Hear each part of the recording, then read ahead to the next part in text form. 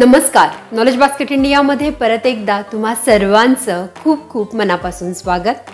आजचा व्हिडिओ अतिशय इंटरेस्टिंग आहे आणि त्याच्या मागे थंबनेलवर तुम्ही पाहिलंच असेल की जेव्हा आपल्याला प्रेग्नन्सी राहते आणि प्रेग्नन्सी टेस्टच्या आधी आपल्या युरिनमध्ये आपल्या लघवीमध्ये काही चेंजेस होतात का आणि ते चेंजेस होतात तर मग का होतात, त्याच्या मागे शास्त्रीय कारण काय आहे आणि कुठले चेंजेस होतात हे डिटेलमध्ये आज मी तुम्हाला समजावून सांगणार आहे. त्यामुळे व्हिडिओ शेवटपर्यंत बघत राहा. या व्हिडिओमार्फत चॅनलवर नवीन आला असाल तर चॅनलला सबस्क्राईब करा आणि सोबतचं बेल आयकॉन दाबायला देखील विसरू नका. चला तर मग सुरू करूया आजच्या व्हिडिओला. बरेच लोक सांगतात किंवा बरेच अर्ली प्रेग्नन्सी सिम्पटम व्हिडिओ जर तुम्ही बघितले असेल तर त्यात सांगितलेलं असतं की ज्या वेळेला तुम्हाला प्रेग्नन्सी राहते त्यावेळेला तुमच्या युरिनचा कलर हा पिवळा होतो, कॉन्सन्ट्रेटेड होतो, त्याला फेस येतो किंवा त्याच्यातून एक वेगळा स्मेल येतो. अशा पद्धतीची माहिती तुम्हाला मिळाली असू शकते. तर या माहितीमागे काय तथ्य आहे? खरंच तुमचं युरिन बदलतं का? लघवीचा कलर बदलतो का? त्याचा स्मेल येतो का? त्यातून फेस येतो का? आणि जर असं होत असेल तर याच्यामागे काय शास्त्रीय कारणं आहेत ते आपण बघूया. मैत्रिणींनो, बऱ्याचदा असं होतं प्रेग्नन्सी राहून जाते पण एकही सिम्पटम दिसत नाही आणि तुम्हाला कळतही नाही की प्रेग्नन्सी राहिली आहे. आणि बऱ्याच जणींना असंही होऊ शकतं की प्रेग्नन्सी राहते आणि अगदी इम्प्लांटेशन झाल्यापासून त्यांना पुढे सिम्पटम्स दिसायला लागतात आणि त्या जर स्वतःच्या शरीराप्रती खूप दक्ष असतील तर त्यांना अजूनही बारीक बारीक सिम्पटम्स देखील लक्षात येतात. प्रेग्नन्सी राहिली की लगेच कुठले कुठले सिम्पटम्स दिसायला लागतात यावर बरेच व्हिडिओज चॅनलवर आहेत, ते देखील नक्की बघा.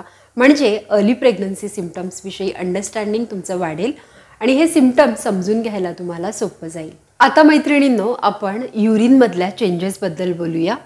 बऱ्याचदा काय होतं, शरीर काही लक्षणं दाखवायला लागतं परंतु आपण इग्नोरंट असतो म्हणून आपल्याला कळत नाही.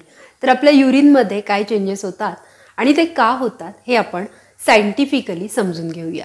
मैत्रिणींनो, हे लक्षात घ्या, पहिल्या तिमाहीत म्हणजे पहिल्या महिन्यात, दुसऱ्या महिन्यात आणि तिसऱ्या महिन्यात तुमचं शरीर हे नवीन बाळ, नवीन शरीर बनवण्याच्या प्रक्रियेमध्ये खूप जास्त सक्रिय झालेलं असतं.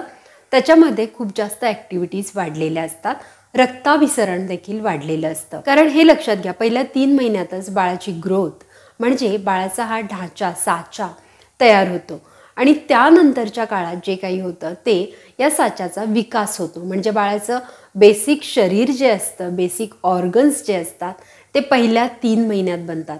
त्यामुळे बॉडीला पहिल्या 3 महिन्यात खूप जास्त एनर्जीची रिक्वायरमेंट असते कारण ती खूप जास्त सक्रिय झालेली असते. या प्रोसेसमध्ये बॉडीचा मेटाबॉलिक रेट जास्त वाढलेला असतो, रक्ताभिसरण जास्त होतं आणि बॉडी मग एक्झॉस्ट होते आणि याचमुळे तुम्हाला झोपावंसं वाटतं, सतत झोप लागते, भूक लागते, एक्झॉशन जाणवतं, टायर्डनेस जाणवतं. या सगळ्या गोष्टीमुळे पाण्याची आवश्यकता देखील जास्त लागते आणि पाणी जास्त शरीरात लागतं परंतु आपल्याला ते माहिती नसतं. म्हणजे आपण रेग्युलरली पाणी पित असतो परंतु युटिलायझेशन ऑफ वॉटर जे आहे ते शरीरात वाढलेलं असतं कारण तुमचे रिप्रोडक्टिव्ह ऑर्गन्स देखील खूप जास्त कार्यरत झालेले असतात. त्यामुळे बराचसा ब्लड फ्लो, रक्ताभिसरण जे आहे, रक्तपुरवठा जो आहे तो तुमच्या रिप्रोडक्टिव्ह ऑर्गन्सकडे चाललेला असतो आणि या सगळ्या प्रोसेसमध्ये तुमच्या पाण्याचं युटिलायझेशन खूप होतं परंतु तुम्ही पाणी कमी पिता कारण तुम्हाला माहीत नसतं या सगळ्या गोष्टी तुमच्या शरीरात चाललेल्या आहेत. आणि मग कन्झम्पशन कमी आणि युटिलायझेशन जास्त या गोष्टीमुळे तुम्हाला तुमचं युरिन जे आहे ते कॉन्सन्ट्रेटेड जाणवतं. कॉन्सन्ट्रेटेड झाल्यामुळे याचा रंग बदलतो आणि तो थोडासा येलोइश तुम्हाला जाणवतो. त्याचप्रमाणे खूप जास्त युटिलायझेशन झाल्यामुळे किडनी आणि ब्लॅडरवर देखील लोड येतो आणि हा लोड आल्यामुळे तुम्हाला फ्रिक्वेंटली युरिनेशन म्हणजे सतत लघवीला जावं लागू शकतं. आणि या प्रोसेसमध्ये तुम्हाला भूक तर जास्त लागतेच. का भूक लागते? कारण खूप जास्त एनर्जी तुमच्या रिप्रोडक्टिव्ह ऑर्गन्सकडे डायव्हर्ट होत आहे. तुमची बॉडी एनर्जी देखील निर्माण करत आहे आणि ही तुमच्या बाळ बनण्याच्या प्रक्रियेमध्ये युटिलाइज होत आहे. याच वेळेला तुम्हाला पाण्याचं देखील कन्झम्पशन जास्त व्हायला लागतं. पाणी जास्त लागतं परंतु तुम्ही पाणी जास्त पित नाही कारण तुम्हाला ते माहिती नसतं. आता तुम्ही हेच बघा ना, कधी आपण ट्रॅव्हलमध्ये असू, खूप लांबचा प्रवास असेल आणि मध्ये आपण लघवीला थांबलो नाही किंवा खूप वेळ लघवी केली नाही तर काय होतं, आपलं युरिन येल्लो होतं, कॉन्सन्ट्रेटेड होतं. अगदी हीच प्रक्रिया होते. तुम्हाला माहीत नसतं की तुमची बॉडी किती कार्यरत झालेली आहे पाण्याचं जे कन्झम्पशन आहे ते तुमचं रेग्युलर राहतं आणि युटिलायझेशन वाढतं, त्यामुळे तुमचं युरिन कॉन्सन्ट्रेटेड होतं, त्याचा कलर चेंज होतो. परंतु या काळात जर तुम्ही योग्य हायड्रेशन ठेवलं, जास्त व्यवस्थित पाणी प्यायलात, तर मग हा चेंज तुम्हाला जास्त जाणवणार नाही. आता मैत्रिणींनो, आपण स्मेल या युरिनच्या स्मेल या विषयावर बोलूया. लघवीला वेगळ्या प्रकारचा फिशी मशाळ वास येतो. तर याच्यात काय तथ्य आहे मैत्रिणींनो? याचं शास्त्रीय ऑथेंटिक जे काही रिझन आहे, सायंटिफिक कारण, ते मी तुम्हाला सांगते. ज्या वेळेला प्रेग्नन्सी राहते त्यावेळेला प्रेग्नन्सी हॉर्मोन्समुळे आपला जो वास घेण्याचा सेन्स आहे तो वाढतो. म्हणजे there is always heightened sense of smell when we are pregnant. म्हणजे काय, तर ज्या वेळेला प्रेग्नन्सी राहते तेव्हा आपल्याला कुठल्याही गोष्टीचा चटकन वास येतो. तसं पाहिलं तर शरीराचा घाम असो, मल, मूत्र, या सगळ्याच गोष्टीला किंवा अगदी वजायनल डिस्चार्ज जरी असेल, या प्रत्येक गोष्टीला एक स्पेसिफिक वास असतोच. परंतु या काळामध्ये आपली वास घेण्याची क्षमता वाढल्यामुळे आपल्याला लघवीचा देखील वेगळा वास यायला लागतो.